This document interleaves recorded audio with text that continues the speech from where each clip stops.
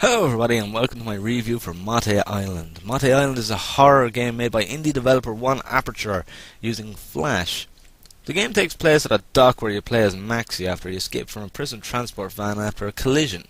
From there you must get to the boat at the dock while avoiding police in an attempt to get to Motte Island where the game truly takes place. You play from a top-down perspective through almost all the game apart from a few occasions where you play from a first-person perspective, similar to that of Time Crisis but without a time limit, and your objective throughout the game is to find and save your sister. As you explore the island you begin to uncover the history behind what has happened and what is happening along with Maxie's past that leads up to the events within the game, which really builds up the story and keeps it fresh and moving. You will find various pictures that tell a small part of the history of Motte Island, along with journals, letters, notes and so on which help to fill in the gaps. One of the main things that I have to admit I like is that the game contains no means of healing yourself other than letting your health regenerate over time. There are no medikits or no healing herbs or magical healing remedies, just time. With such a mechanic in the game it gives a constant sense of insecurity and tension, as all it may take is that one last hit to take you down. Upon your health reaching zero, you have one last chance to survive, and that is to pick up your flashlight before it goes out. However, there are only a certain amount of times that you can do this within a short period of time, and if it happens too often you will quickly find it going out instantly, and you splattered face first into the ground, being dragged away.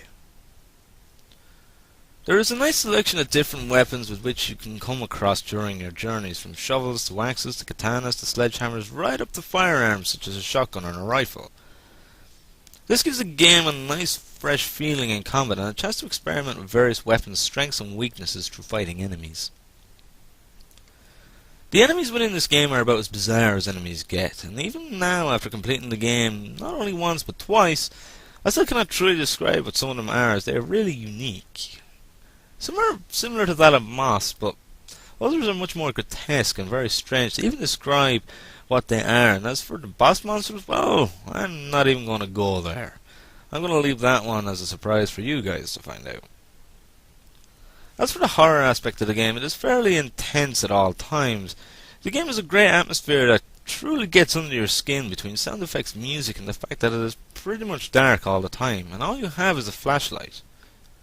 The game also has this mechanic where enemies sometimes appear right behind you out of nowhere, and it's something I really enjoyed, as it wasn't something that happened too often, and when it did, it always got me. The fear of the possibility of it happening at any time truly gives you this horrible insecure feeling and keeps you on your toes, and even though you knew it would probably be a while before it happens again, you still dread the thoughts of something being behind you.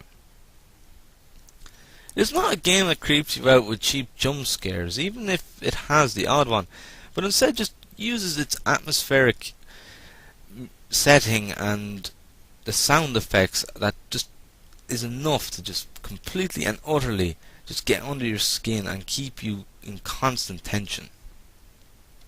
All the cutscenes within the game are shown through artwork, and what beautiful and talented artwork it is, which shows extreme detail to what is actually happening during each scene, that truly adds to the horror and dark atmosphere of the game. There are also quite a few hidden secrets to be found around the island. Some are more straightforward, others are not so easy to figure out, and it gives a nice addition to the game. An example of two of the more interesting secrets revolve around using an evidence duster to help you figure out a keypad code, and another is to use a stethoscope to figure out the combination of a safe. Possibly my favourite part of the game is the final boss, which is a true boss, not like a lot of them in today's gaming, which are simply killed by the push of a button or a few shots. This one you can really have a battle with, and it takes time to beat it, and you have to be patient, a good aim, and you have to have quick reflexes.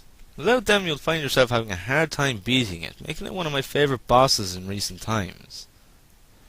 The story of the game is very interesting, which you can't really tell what is going on unless you spend time searching for journal entries and notes and so on. That bit of extra time spent searching for such journals and notes really help fill in the gaps, and it truly is worth it, as it is one story that will keep you stuck to the end. Despite this being an excellent game in so many ways, it is however not without its problems and bugs. First off, the firearms are imbalanced, causing them to be extremely weak despite the fact that even in hints, when opening the option menu, it states the firearms are very powerful. For example, upon finding the shotgun in my second playthrough, it was weaker than even the likes of a hammer, perhaps about par with the shovel, making them almost useless due to extreme power of the axe, sledgehammer and machete outweighing it completely. A problem that could infuriate a lot of people is the resolution of the game. When playing, the screen will have two black bars, one on top and one on bottom. Unfortunately, this cannot be changed at all, and to a lot of players this would be quite annoying, and I believe it is something that One Aperture should look into for a future update if possible. One major annoyance for me was that during the cutscenes the text appeared and disappeared far too quickly. Often when reading, before I even got a chance to read half of it, it would move on to the next text. I may not be the fastest reader on the planet, but the player really needs more than 2 or 3 seconds to read the dialogue. In one instance, my current objective was displayed above my health bar, and stated I needed to find the car battery. Despite going to where it told me the battery was, it wasn't there. This was due to my objective actually skipping ahead to the next one without being 100% complete, causing extreme confusion. Though it only appears to happen the once, it is nevertheless extremely misguiding. At times the collision from attacks do not always appear to take effect. Even if I could strike an enemy or they could strike me, it would not always take effect, yet in other cases either myself or the enemy could be slightly off from actually hitting each other, but the hit effect will take place. During one specific point in the game, you are able to actually enter an area that requires a key which at that point you won't have, and a fight for a boss before you are supposed to, and then get the key later on. It is a strange one that only seems to happen at one specific objective. It is not a game breaker in any shape or form, and doesn't really affect the story in any major way, but it is nevertheless clumsy development and testing, and can maybe even knock you a little bit off having to fight a boss before you might be ready. Lastly, and probably the most infuriating bug. During the final boss fight, the boss fires certain creatures at you. You can either shoot them or hide from them. However, sometimes when shooting them from a good distance away from you, the shot does not appear to be detected, causing for the monster to still be alive. This can cause some real problems and difficulty for the player on the final boss if they are not careful and patient. If you are able to shoot the creatures at all, you should be able to shoot them despite the distance. At the end of the day, the game does have issues, but most can be overlooked or happen that irregularly that they don't really bother you. It truly is an excellent game, from the atmosphere, story, crazy enemies and an awesome boss fight. It is a horror experience that I think any horror fan should play. Indeed, it may be a bit out of players' general comfort zone due to it being a top-down perspective and an unusual and unchangeable resolution, but for a grand total of €3.99, where can you go wrong? I'd give the game a 7 out of 10. It's fun and a creepy experience that lasts for approximately 4 to 6 hours on your first playthrough, depending on if you wish to explore or not. And for a low price, it really is worth playing. The game is available on the Sura for the above stated price of €4, and is something that any horror fan or anyone interested should try out, even if it is a bit out of your comfort zone.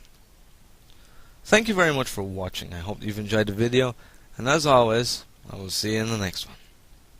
Thank you, and have fun.